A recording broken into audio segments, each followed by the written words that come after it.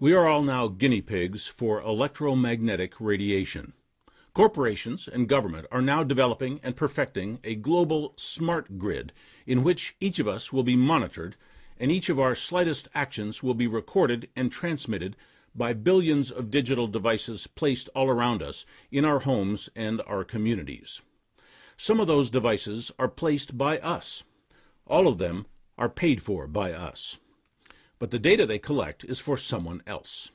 We will never see our data. We will just see what corporations and government want to do to us with that data. That data is used to generate more taxes, sell more goods and services, and to arrest and penalize people whose data makes them look like they are not behaving the way government wants them to behave. This smart grid would be impossible or far more difficult if it were done over wires and fiber optic networks.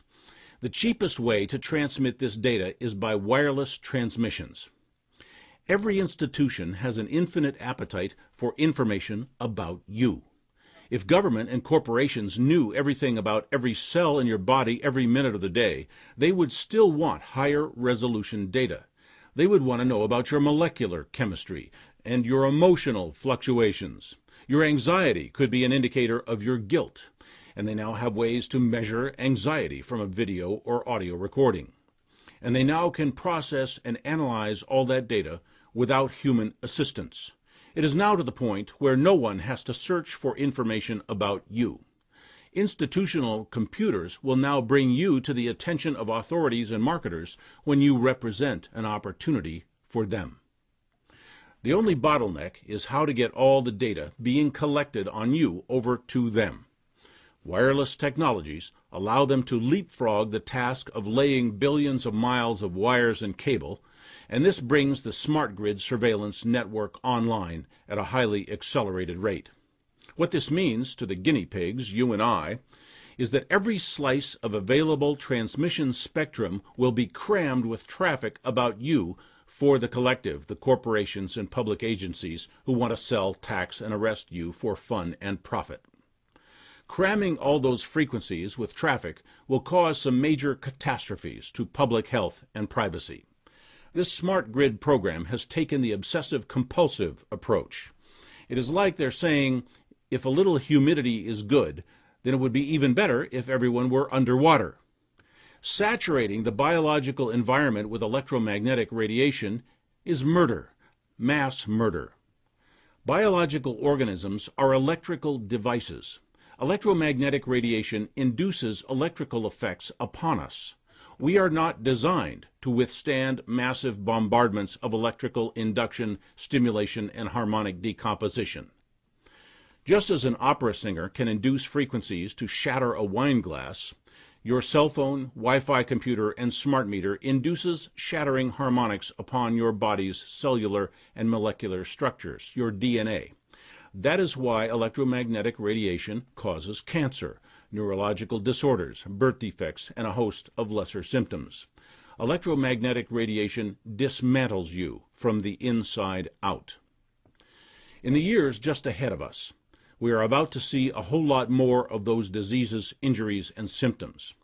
That is inevitable because we have already seen a whole lot more electromagnetic pollution of our living spaces.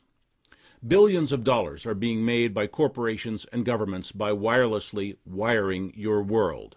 They are downplaying the effects of electromagnetic radiation. They are bullying and threatening anyone who opposes the radiation rollout.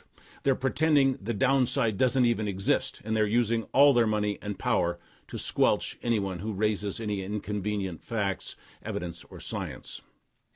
You may recognize this pattern from the DDT issue, the asbestos issue, the tobacco issue. In each one of those cases, those large and highly profitable industries managed, through propaganda and legislative lobbying, to suppress the truth until so many people died and the evidence was so overwhelming that even corrupt political leaders had no choice but to finally capitulate. DDT is now banned, asbestos is banned, and tobacco is becoming more severely restricted and taxed every day.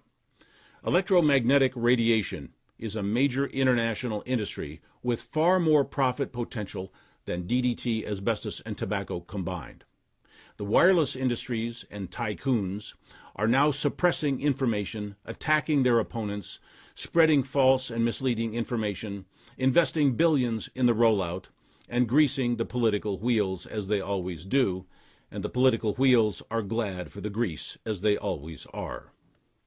Prepare to be personally exposed to levels of electromagnetic radiation far above and beyond anything ever experienced in human history. Prepare to be the guinea pig in an experiment with human cancers, mutations, illnesses, and death. Prepare to suffer that until the evidence is so clear and obvious that there will be enough victims to force the corrupt officials and the criminal corporate perpetrators to capitulate to the mountain of evidence and tragic human stories. There is no science to show that a massive overdose of EMF on the human population will be safe and harmless. All information and common sense indicates just the opposite. But this time it will be different than DDT, asbestos, and tobacco. The powers that be will never give up their wireless data collection network. They may offer to shield your digital devices. They may pay the settlements on your lawsuits. They may cry out to Congress about how vital the smart grid is for their businesses, for their security, for their profits and power, but they will not give up wireless technology without a major fight. Will you fight them? Because there are only two choices: fight or be radiated. Fight or accept birth defects, cancer, brain disease, and countless other unforeseen tragic consequences. Obviously, electromagnetic radiation must one day go the way of DDT, asbestos, and tobacco. The question is simply, at what point do we all realize that we must fight?